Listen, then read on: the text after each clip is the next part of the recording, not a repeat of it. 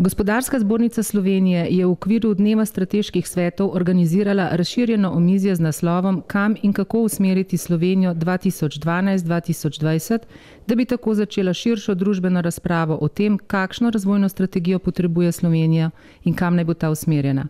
Omizje je bilo organizirano kot nadaljevanje poziva slovenski politiki, ki ga je zbornica predstavila na letošnjem vrhu slovenskega gospodarstva. Slovensko gospodarstvo politiko poziva, da pripravi strategijo razvoja, ki bo vsebovala uresničljive in zavezujoče družbene, gospodarske in okoljske cilje. Omizje je vodila gospa Alenka Avberšek, izvršna direktorica za zakonodajo in politike na Gospodarski zbornici Slovenije.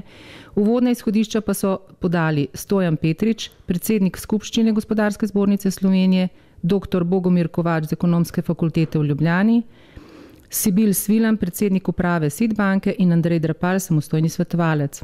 Sklepna ugotovitev omizja je bila, da so bila za posamezne strateške svete pri Gospodarski zbornici Slovenije izoblikovana konkretna izhodišča za nadaljevanje razprave in da bi morala Gospodarska zbornica Slovenije pri pripravi razvojne strategije v sodelovanju s politiko igrati ključno vlogo. Torej, tako gospodarstvo kot tudi država potrebuje strategijo, jasno vizijo, seveda, kako slovensko industrijo optimizirati z večjo dodano vrednostjo in pa seveda z večjo stopnjo gospodarske rasti. To ni enostavno. Ni enostavno zato, ker je struktura slovenske industrije, predvsem pa naši inženirji, so navajeni delati na produktih, ki imajo dodano vrednostjo 35.000 evrov v povprečju, plus minus 10%, ne vsi. In težko je razviti produkte v Sloveniji v povprečju, ki imajo dodano vrednost 50-60.000 evrov. Pa tudi, če bi imeli to možnosti, je vprašanje, če nam to reprodukcijska veriga priznava. Zato je treba, ko govorimo o strategiji in o viziji za naprej, danes začeti sistematično spreminjati strukturo slovenske industrije v tej smeri, da bomo postopoma s financiranjem malih in srednjih podjetij, pa tudi eventualno velikih, z povratnimi sredstvi, poudarjam s povratnimi sredstvi, s krediti, omogočili, da prisilimo inženirje in prisilimo tudi znanost, inštitute, da se povežejo in poskušajo najti tisto strukturo industrije, ki bo v svetovnem merilu priznana večja dodana vrednost.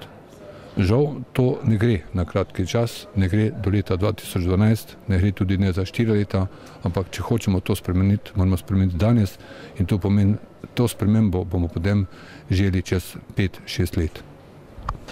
Ja, Slovenija do 2020 bo najbrž morala biti precej drugačna, kot je bila v teh zadnjih desetletju, zaradi tega, ker se evropske in svetovne količine bistveno spreminjajo. Je predvsem zato, da je Slovenija seveda lahko dovolj gibčna, dovolj majhna država za spremembe, bolj je pomembno, ali smo jih pripravljeni politično sprejeti in ustrezno menedžirati. Mislim, da bo naša temeljna naloga v prihodnje, kako najti prava orodja in seveda na drugi strani tudi prave politične nosilce, naj si bodi na državni, regionalni ravni, kako tudi na ravni podjetniških krogov, da bi seveda lahko ustvarjali pogoje za bolj konkurenčno gospodarstvo in za bolj vitko in predvsem stroškovno učinkovitejšo državo.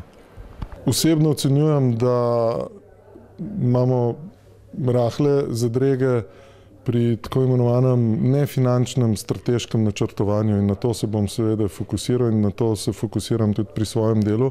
Se pravi, v načelu smo tako na državnem kot seveda na podjetniškem nivoju, to je moje opažanje, močni na finančnem načrtovanju za srednjeročne obdobje, popusti nam pa pozornost pri opredeljevanju poslovne vizije, poslovnega modela, se pravi za recimo 10-15 let naprej, se pravi opredelitev ciljev, kam točno hočemo priti, zelo konkretizacija teh ciljev, konkretizacija okolja, v katerega hočemo priti.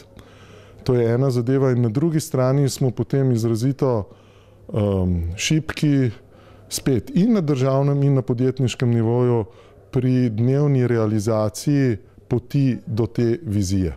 Se pravi, Zelo radi se ukvarjamo z nekimi srednjeročnimi plani, nismo pa dovolj pazljivi na to, kako vsak dan delamo korake, koliko so te koraki skladni s to vizijo. In veliko premalo časa posvečamo nadzoru točno teh dnevnih korakov in skladnosti teh korakov z vizijo, ki je pa tudi nismo opredelili. In to je temeljna zadrega, ki se ji bom posvetil. Torej, v zvezi z današnjo temo tega posveta in okroglo mizo bi želel poudariti več stvari. Prvo, da je treba biti zelo realen pri ocenjevanju sedanjega položaja Slovenije in slovenskega gospodarstva na mednarodnih trgih. In to je eden od vidikov, ki ga želim poudariti, namreč vedno bolj se poudarja, da pač seveda so razmere težke in te razmere, ki so Slovenijo v zadnjem času bom rekel, nekako doletele, šele kažejo pravzaprav realno stanje. Na podlagi tega pravzaprav realnega stanja mi šele lahko ugotovimo, kakšne so možnosti strategije za naprej. In pri tem bi se jaz omejil predvsem na naše področje, to je področje financiranja. V zvezi s tem je treba seveda povedati, da imamo tako na področju države, ki ima težave pri dobivanju sredstev na mednarodnih trgih, ali področju bank, ki imajo enako tudi kot država te težave še nekoliko večje, ali pa pri podjetjih, ki so visoko zadolžena, pravzaprav situacijo, ki je za financiranje v prihodnje precej neugodna. Zato bo treba narediti nekatere bistvene spremembe v oblikah in načinih financiranja, ki bodo omogočili, da bi se lahko Slovenija približala tako po pogojih financiranja, kot seveda na tistem delu, ki se tiče konkurenčnosti gospodarstva drugim razvitim državam v Evropi in v svetu.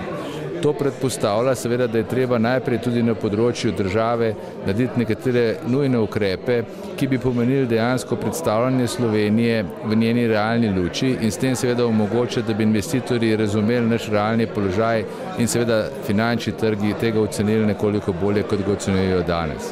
Na področju bank bo nujno spremeniti to strategijo v smislu odgovornega posojanja in seveda na drugi strani tudi odgovornega sposojanja pri podjetjih. Samo tako, da bojo podjetja razumela, kakšni finančni vzvod si sploh lahko privoščijo v teh časih, torej, da bodo temeljila predvsem na kapitalu, ki bo osnova tega poslovanja v prihodnje, bomo lahko spremenili tak finančni vzvod, ki ga imamo danes in na drugi strani omogočili podjetjem, da bodo se kosala z podjetji v tujini. Če imate finančne pogoje bistveno slabše, ne morete priti v konkurenco tudi na drugih pogojih, tudi če imate dober izdelek. Seveda pa obstoji možnost, da bojo dobra podjetja namesto pri slovenskih bankah dobila kredite pri tujih bankah. In v tem smislu je seveda nujno, da slovenske banke spremenimo tudi nekatere oblike ne samo odgovornega posojanja, ampak tudi partnerstva z podjetji. To velja predvsem za nekatere projekte, v katerih ocenjujemo, da je nujno, da se tveganja začnejo deliti in da se lahko projektno financiranje ali podobne stvari izvajajo na način, ki je že običajen v svetu. In to pomeni, da se v bistvu podjetja lahko pri bankah pri temu, ko projekt izvedejo, ta del, ki je vezan na rizike in seveda profite nekako razdeli. Vse te spremembe bodo šele omogočile, da se spremenimo v tistem smislu, ki ga poznamo že v Evropi in ga lahko tudi jemljemo kot osnovo. To je, da se razvijajo novi poslovni modeli, ki so podprti z novimi oblikami financiranja. Pri tem bi poudaril še posebej, da bo treba za to uporabiti tudi vsa možna domača proračunska in evropska proračunska sredstva. S tem namenom je tudi SID banka oblikovala posebno specialno spodbujevalno razvojno platformo, ki je osnova za to, da se lahko taka sredstva kombinirajo in to pomeni, da ne bomo uporabljali samo nepovratnih sredstev, ampak predvsem povratna sredstva, s katerimi bomo multiplicirali učinke in omogočili razvoj podjetij na tistih področjih, kjer bodo poslovni modeli postavljeni tako, kot to zadeva konkurenčni trg. In ne nazadnje, verjetno bo zato, da bodo te finančni uspehi lahko podprti na tak način, kot je to potrebno narediti tudi nekatere premike v strategiji Slovenije kot celote.